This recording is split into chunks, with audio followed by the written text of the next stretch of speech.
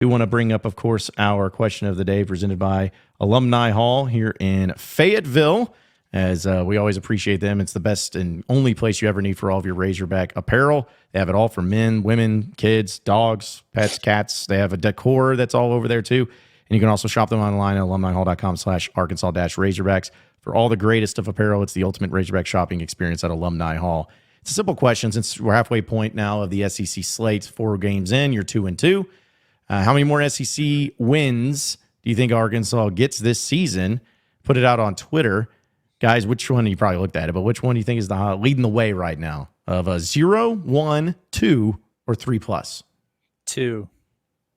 When I voted, I saw that there were 2 options that were very close to one another.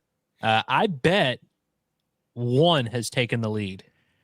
Well, Curtis is still right on this because they do have 2 leading the way. At 43% of you say 2 wins, 39% of you say 1 win, 10.6% of you say 3+ wins, and then 0 wins at 7.5%. So, all right.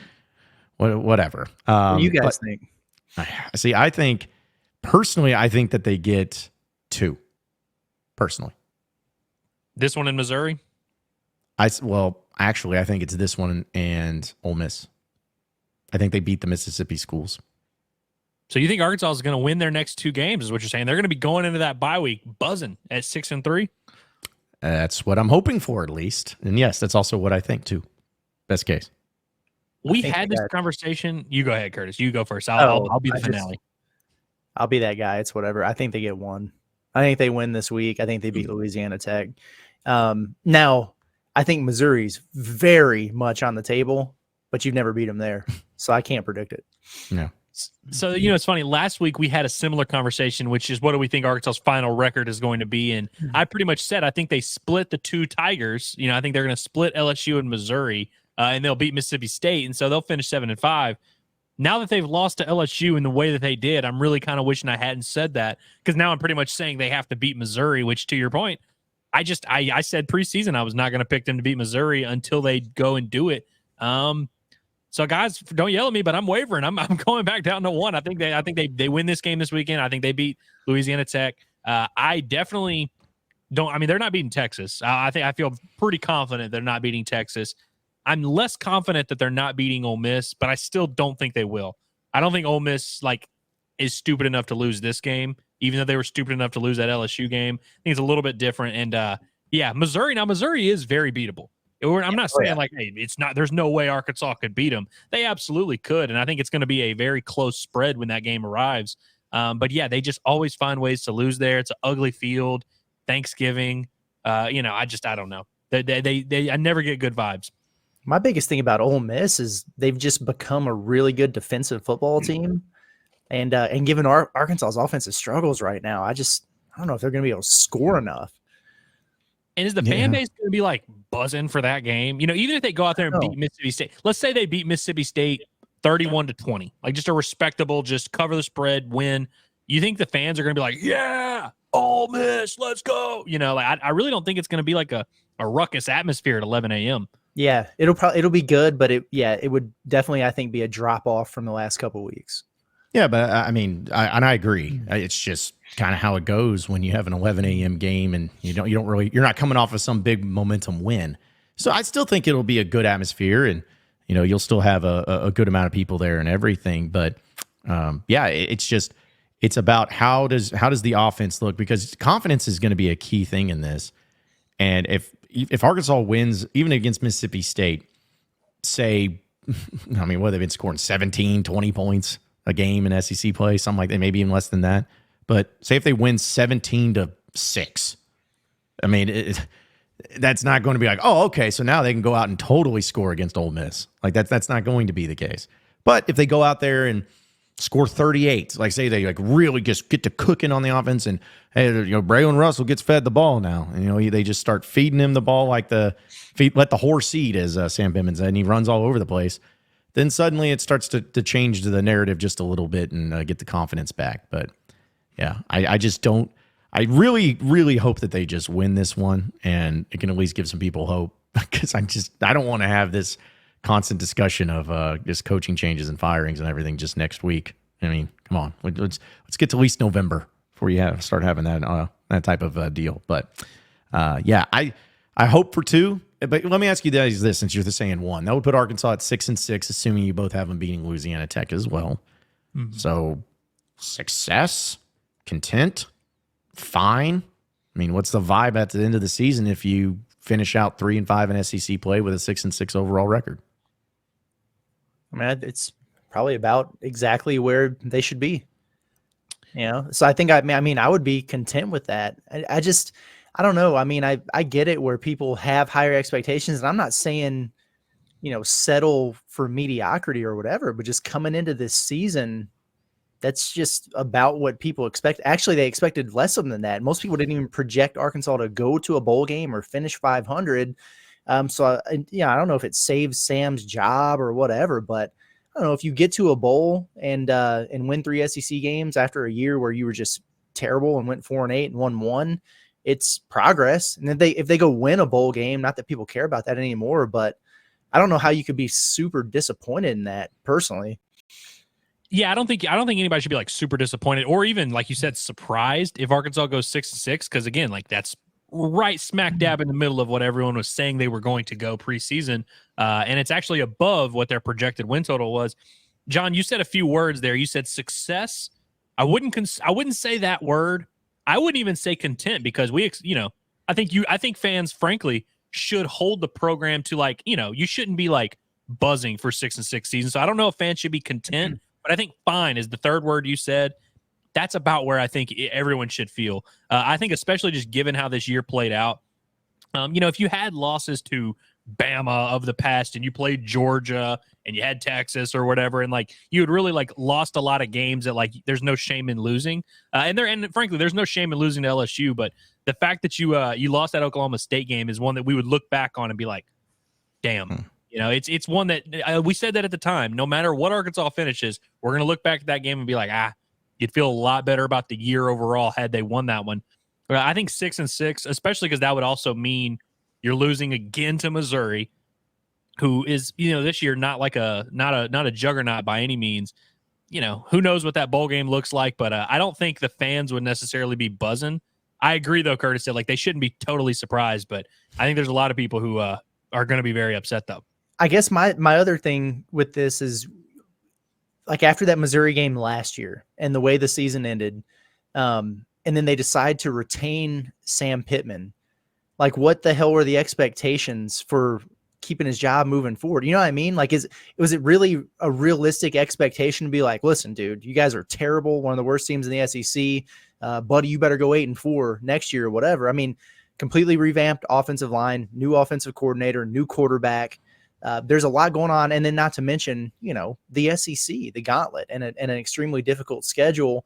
And so it is kind of tricky to decide how you want to feel about it. I mean, if I think about how I felt after they got just their doors blown off against Missouri to end that season, and just the negativity and how down that thing was, for them to, win some more games and, get the big one against Tennessee and make a bowl and maybe win a bowl game. I don't know. Maybe I'm crazy, but I think I'd feel okay with that.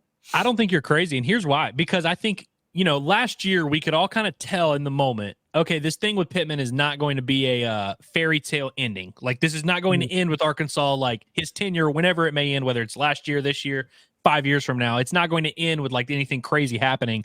I think the best case scenario that you could hope for is that when you do part ways with him, you're able to do it in a way where you're not leaving the program in shambles the way that, Brett Bielema did, a Chad Morris did. So to your point, Curtis, I definitely think Arkansas goes 6-6. Who knows if that keeps Pittman's job? I really genuinely don't know, and I'm not even trying to do that speculation game. But I think whether it's this year or next year, you'd be in a position to make that transition and not be completely depleted. I'm assuming that keeping the recruiting class, keeping the coordinators, all these things would become factors. But I think we can at least have the conversation if they're 6-6. Yeah, it's not an acceptable standard, but I think given the circumstances, it'd be an acceptable season. Mm-hmm. Correct. And I just knowing Razorback fans, though, there's not going to be any excitement. There's not going to be any energy at all. And it's just going to be it's almost like they would have to make a move anyways. Or maybe it's one of those things that Sam Pittman resigns or whatever, because if they go 6-6 and you're going to the Liberty Bowl again against whoever, it's kind of like, meh, who cares? Like, okay, you did this 2 years ago. At what point in time do you make those strides? And it also depends on how you lose those games at the end too, because True. If Arkansas, it's one thing, like if they go out and they go 2-2 in the final, or they only win one game in the final SEC slate, say they beat Texas. Okay, well, that's the one win. That's going to change a lot of things other than their one win being against Mississippi State. So there's just a lot of variables that go into it. But just knowing how Razorback fans will be, they'll want Sam Pittman gone because it's just about it's a trajectory, and it's also an excitement. And when you're after 5 years, there's not excitement, there's no energy. It's just kind of blah.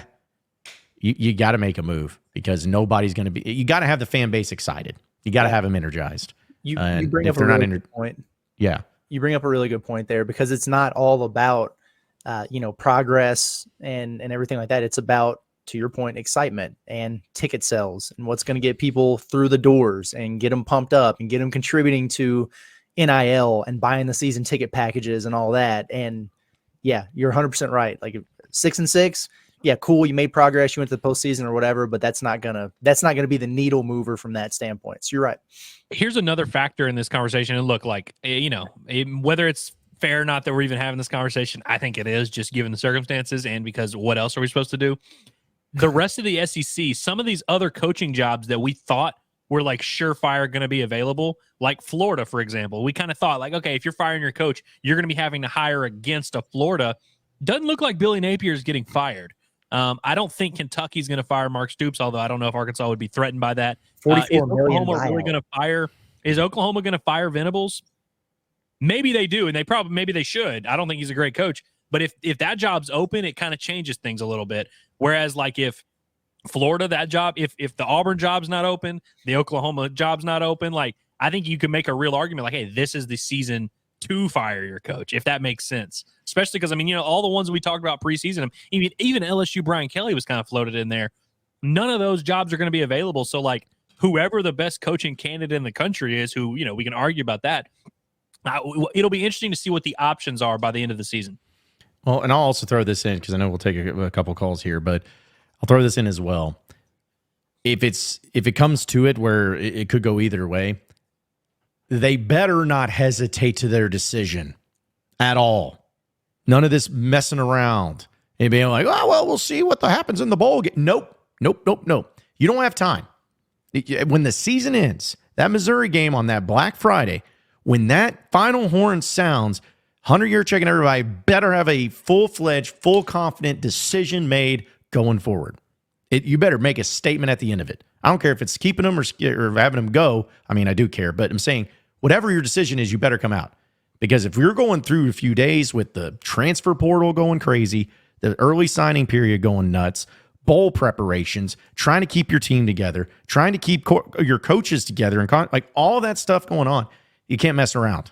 You have to be able to have a decision made no matter what it is. Stick with it and move forward with it. Because if you delay or hesitate at all, you're going to get left behind. It's going to put you in a really bad spot, no matter what happens. Yeah, so 100% urgency at this point. It's absolutely crazy how the whole calendar shakes out. I could go into a long rant about this. I'm not going to, but just the way it shakes out to where like the season is technically still ongoing for teams, playing for a bowl, but you got signing period for high school kids. You got the transfer portal opening up for your guys to leave, for other guys to come in. All that stuff happening at once is insane. And so you're right. Like there has to be urgency regardless of what they do. Either come out and say he's our guy, or yep, we're making a move. But they got to figure it out for sure. If and they I'm glad that we're on the same they page. might win 8 games. Who knows? But they might. But I'm glad we're on the same page that the hypothetical bowl game matters zilch. Like literally not at all. Yeah. Which it would be kind of funny if like they did a whole thing. They go 6-6 and like Pittman's our guy. Like we're rolling with it, and then just get waxed in the bowl game against whoever. Yeah, with like everybody that's like left the portal, you have just a bunch of walk-ons out there and everything. Yeah, really projections people that I saw when I updated the bowl story on Monday. It was like against Tulane in the Birmingham Bowl. Yeah, Andrew, it wouldn't excite me. I'd have a hard time not picking the wave, man. Hey, Arkansas, by the way, I just want to float. I want to get in front of this before it becomes a thing in the offseason. If Arkansas is getting a transfer quarterback, I think they should grab the kid from Tulane, redshirt freshman. Dude's a stud. I love watching him every week. Darian Mensah. I think they should go get him. Powered by Arkansas, for Arkansas. This is Inside Arkansas Live.